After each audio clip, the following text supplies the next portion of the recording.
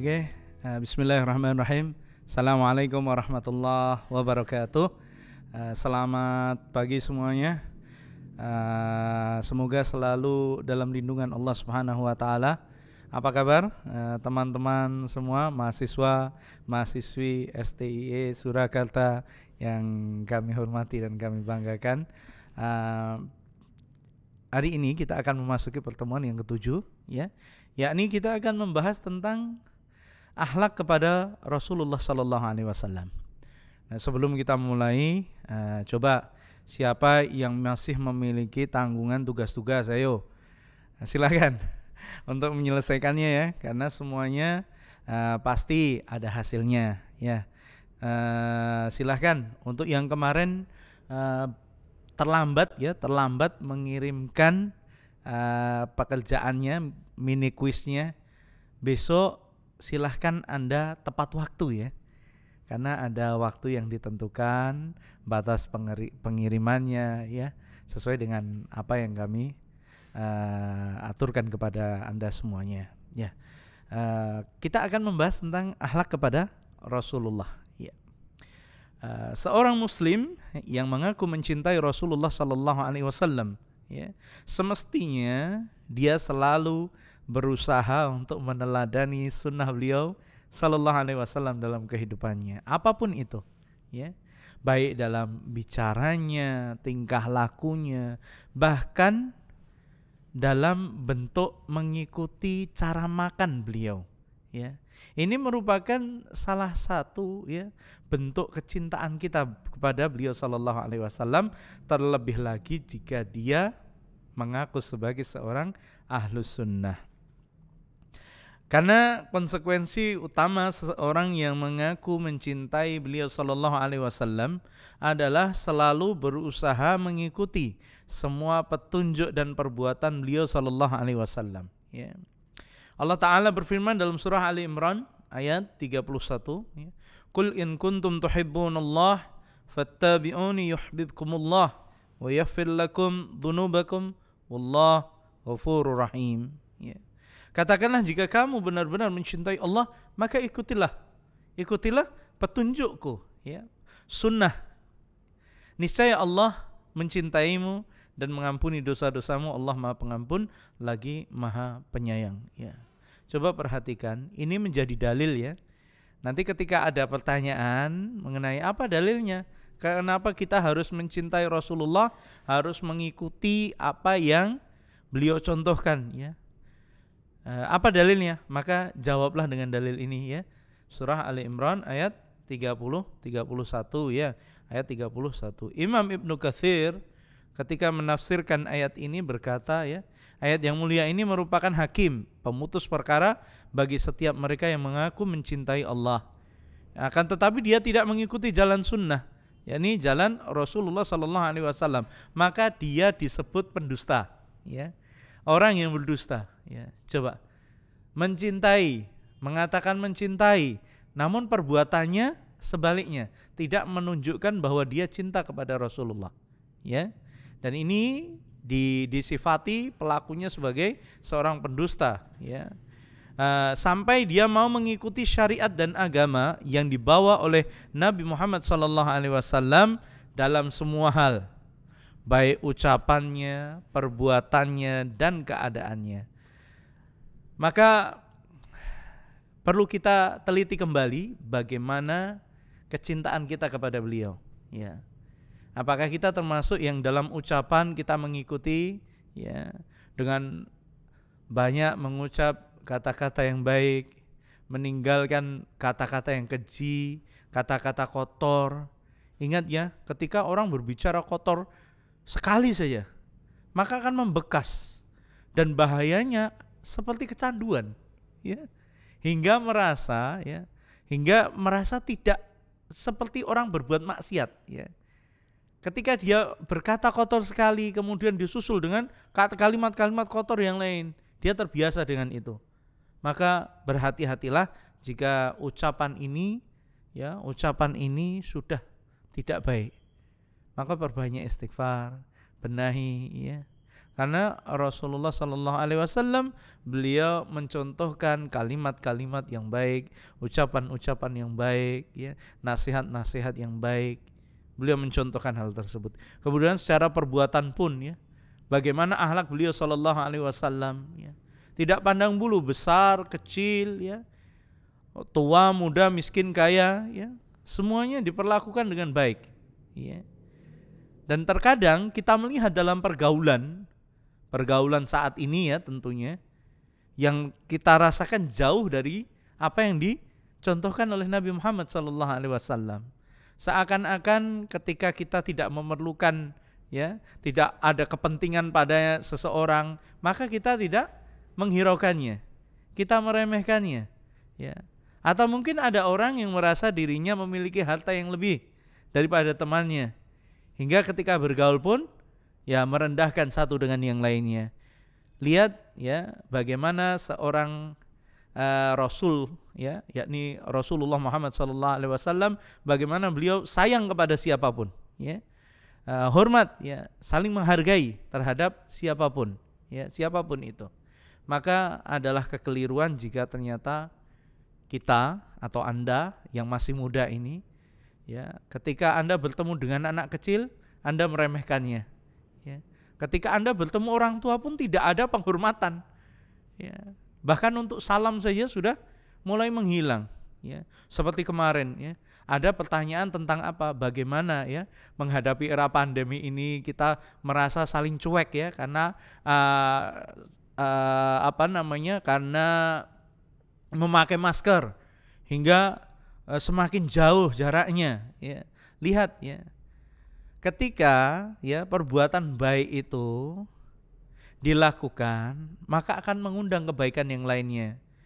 Walaupun terhalang mulutnya, terhalang dengan masker, ya, tidak menutup, ya, kebaikannya untuk mengucap salam kepada saudara-saudaranya, ya, mengucap kata-kata yang baik.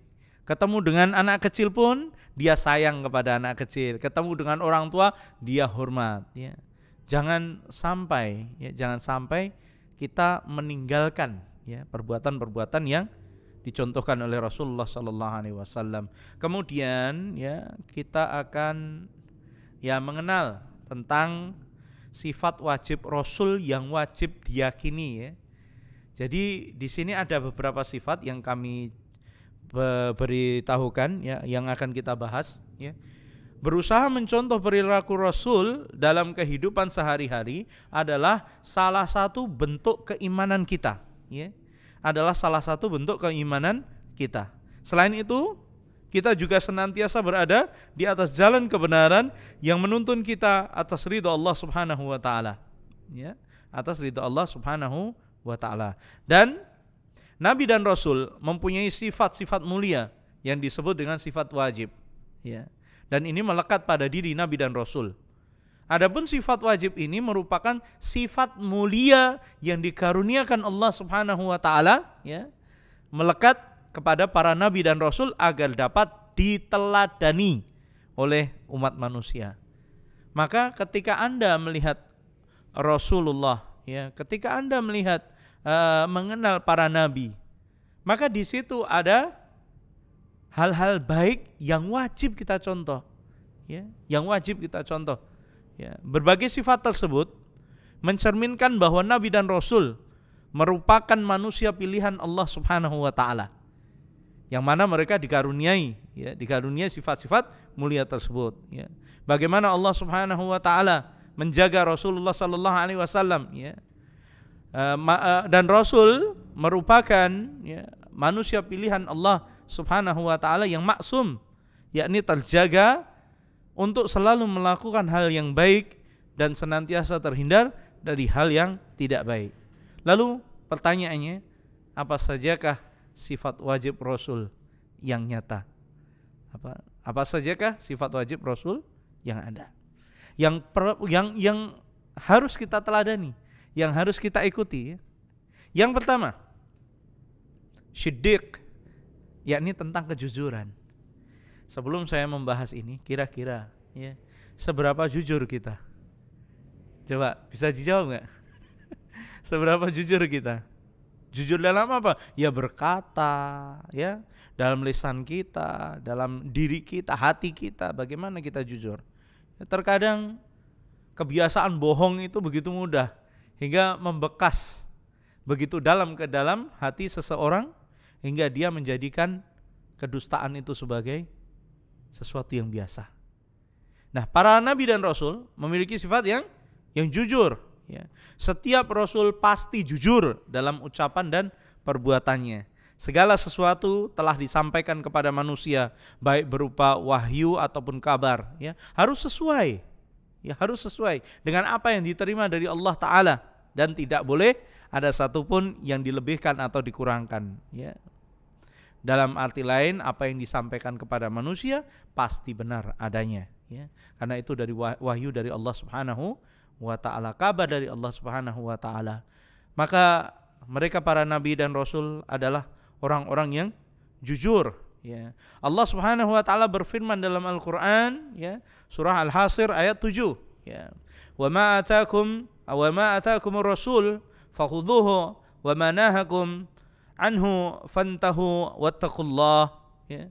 Di situ apa yang diberikan Rasul kepadamu maka terimalah ia, dan apa yang dilarangnya bagimu maka tinggalkanlah. Ya.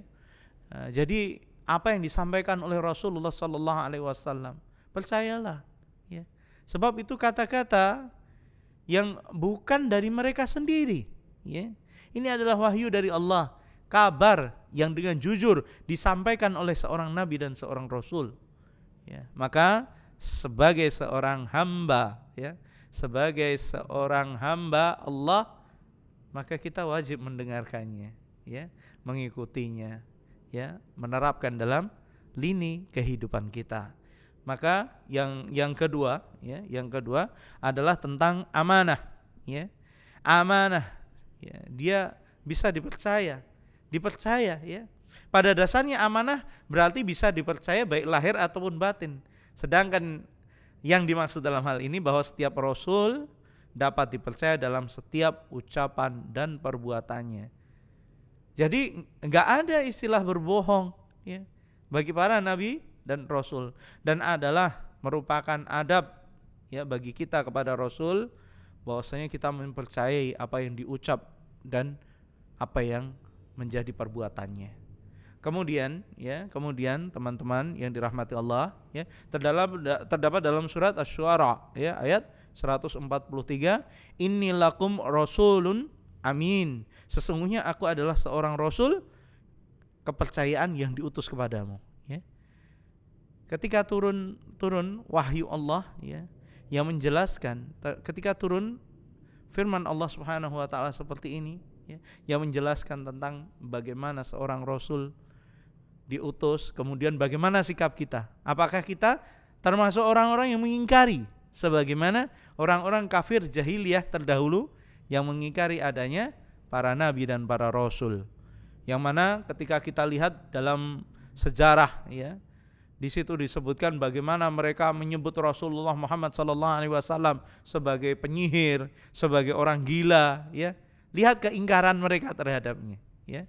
Lihat keingkaran mereka terhadap Rasulullah Sallallahu Alaihi Wasallam dan segala apa yang disampaikan beliau. Maka, ya, kita harus mempercayai bahwasanya Rasulullah, ya, adalah orang yang diutus oleh Allah Subhanahu Wa Taala, yang diberi Rasul kepercayaan yang diutus oleh Allah kepada kita semua.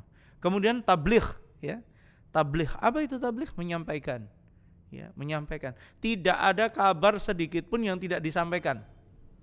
Ya, telah menjadi kewajiban para rasul untuk menyampaikan kepada manusia hal yang diterima dari Allah berupa wahyu yang menyangkut di dalamnya hukum-hukum agama. Ya, apa dalilnya? Di dalam surat Al-Ahzab ayat 39, alladzina yuballighuna risalatillah wa yahshawnahu wa la yahshawna ahadan illallah wa kafa billahi hasiban.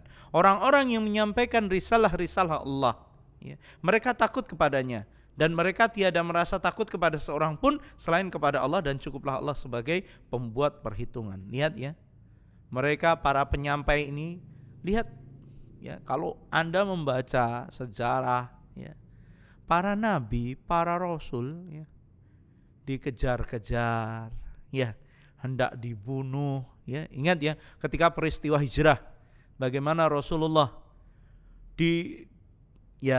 diganggu, diancam, dihinakan, ya, diremehkan oleh mereka orang-orang kafir. Yang pada akhirnya turun perintah Allah untuk apa? Untuk berhijrah. Ya. Untuk berhijrah, melakukan perjalanan dari Mekah ke Madinah. Yang itu jaraknya tidak dekat. Jaraknya jauh.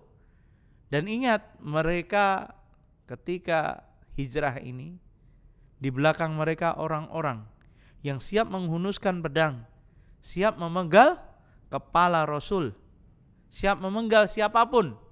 Ya, demi apa? Ya demi tahta, demi hadiah, demi wanita yang dijanjikan oleh orang-orang kafir kepada para pembunuh itu. Ya. Lihat, dikejar-kejar, ya, dikejar-kejar. Namun, ya, wa yahsyaunahu wa la yakhshauna ahadan illallah. Ya. Mereka takut, mereka tiada merasa takut kepada seorang pun. Jadi para rasul tidak ada takutnya. Nah ini loh, ya. Tidak merasa takut kecuali takut kepada Allah. Ini sifat yang harus kita munculkan, ya. Sifat yang harus kita munculkan sebagai orang yang beriman. Jangan takut kepada siapapun kecuali kepada Allah Subhanahu wa taala. Maka lihat ketakutan. Ketakutan ini tidak selain ketakutan kepada Allah, maka ketakutan yang lain itu akan membuat kita, maaf ya, keadaannya enggak baik, ya. Takut miskin hingga akhirnya apa? Mencari rezeki dengan membabi buta, enggak peduli halal haramnya, ya. Gitu ya.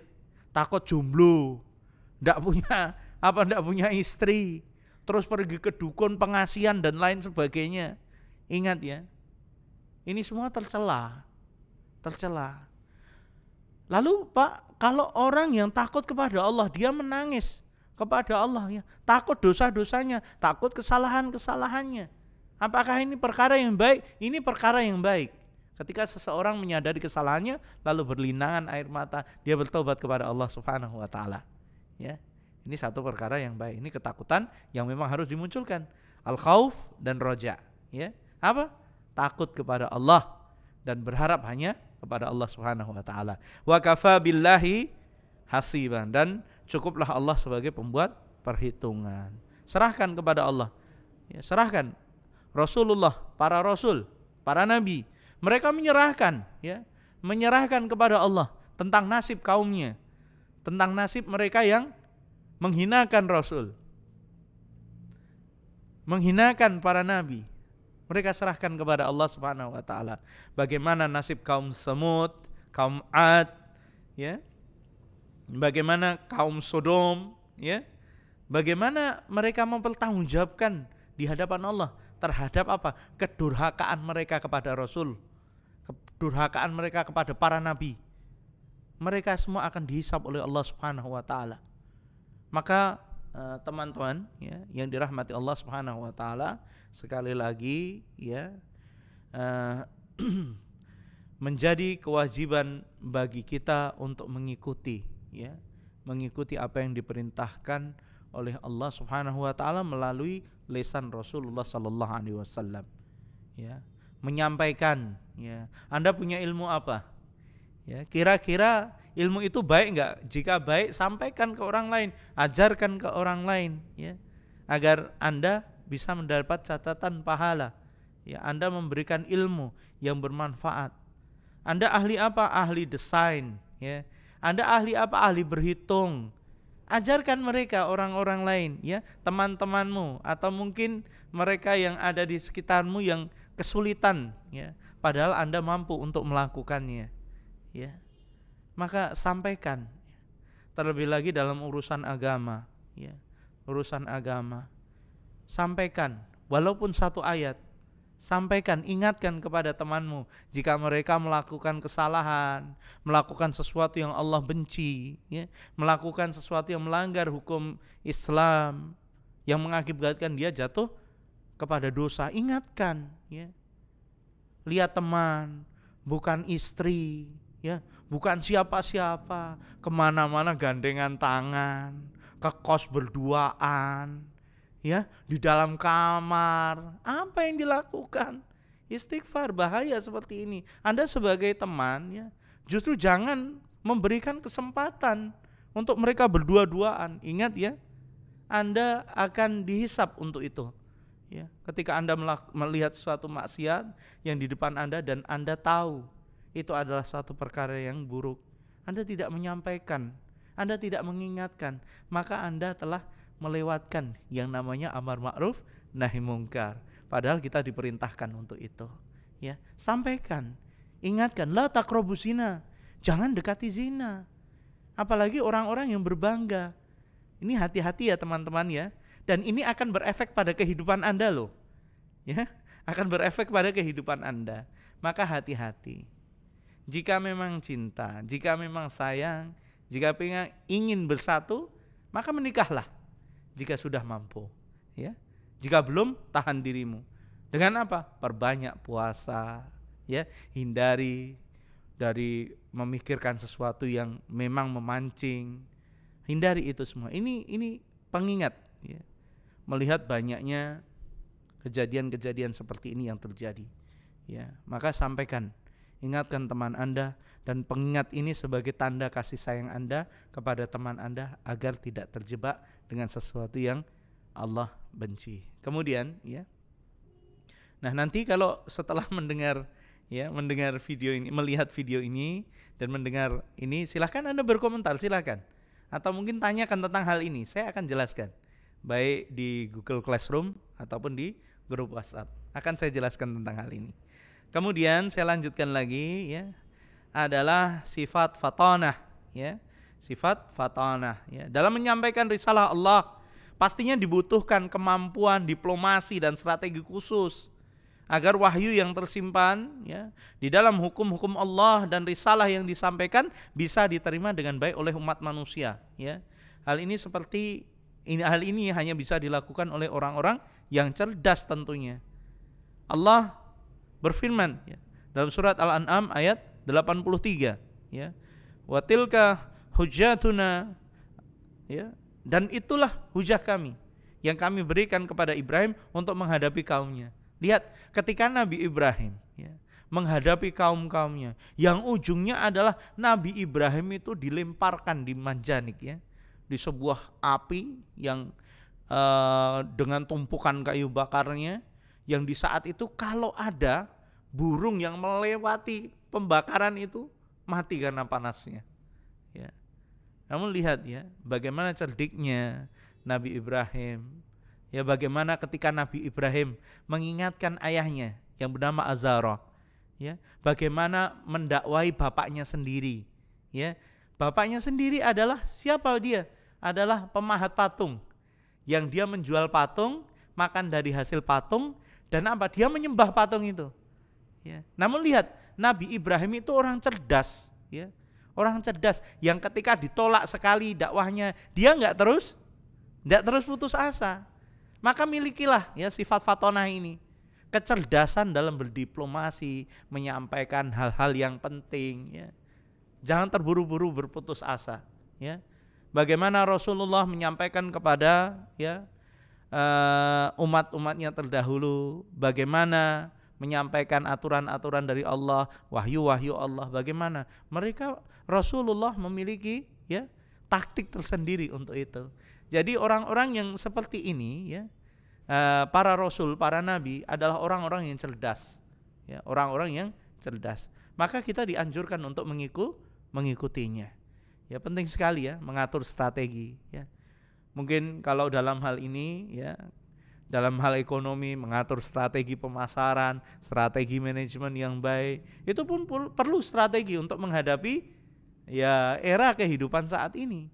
Ya, dalam beragama pun menyampaikan wahyu Allah juga memiliki apa? Strategi, Ya, seperti itu. Nah, bagaimana kita lihat Nabi Ibrahim alaihissalam, ya. Dia tidak mengolok-olok ayahnya, ya, yang belum mau untuk mentauhidkan Allah Subhanahu wa taala, mengesahkan Allah Subhanahu wa taala. Begitu pula dengan Anda, ya. Kalau Anda saat ini ya sudah pintar, ya, memiliki kecerdasan beragama yang baik, ya, maka ingat ketika Anda lihat bapak dan ibumu, ya, belum melakukan ketaatan kepada Allah Subhanahu wa taala, maka jangan mengolok-olok mereka, ya. Jangan mengolok-olok orang tua kita, ya. Ajarkan, ingatkan dengan cara yang ma'ruf, cara yang baik, penuh kesopanan. Karena apapun alasannya kita tidak boleh durhaka kepada orang tua. Apalagi berakhlak buruk, ya. Entah orang tuanya seagama ataupun tidak. Entah strata sosialnya lebih rendah daripada Anda ataupun lebih tinggi, ya, itu tetap tidak terus mensahkan diri Anda untuk menghina mereka, mengolok-olok mereka. Ini adalah sesuatu yang buruk, ya. Kemudian, ya, itulah sifat wajib Rasul yang perlu menjadi teladan, ya, turun menurun agar selalu mengalir kebaikan di kehidupan kita. Tak ada yang lebih berharga dari hidup yang selalu mendapat ridha Allah Subhanahu wa taala. Maka salah satu jalan yang harus ditapaki adalah dengan mengikuti jejak para nabi dan para rasul, mengikuti, menjadikan mereka teladan baik secara lisan, ya, ucapan, perbuatan ataupun tindakan mereka. Ikuti, ya. Ikuti ittiba rasul, mencontoh nabi, ya, mengikuti bagaimana pola kehidupan nabi. Dan seperti ini akan menjadikan kehidupan kita tentunya lebih baik dari sebelumnya. Dan semoga Allah meridai kita semua.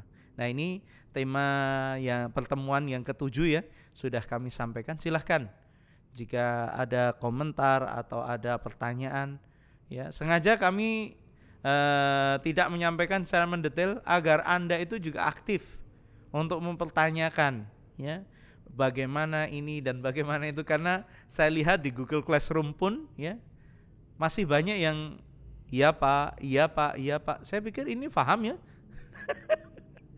Saya yakin Anda paham ini, ya. Saya yakin itu. Cuman akan lebih baik lagi jika muncul diskusi ataupun di grup WhatsApp yang kita buat, ya. Silahkan Anda tanya, silahkan, ya. Semoga apa yang kami sampaikan bermanfaat dan mudah dipahami. Dan kami tunggu feedbacknya, ya, untuk saling, ya, mencari ilmu, ya, seperti itu. Dan semoga Allah merahmati kita semua. Sukses untuk teman-teman semuanya. Semoga dimudahkan Allah segala urusannya dan diberkahi ilmu-ilmu kita. Barakallahu fikum. Wassalamualaikum warahmatullahi wabarakatuh.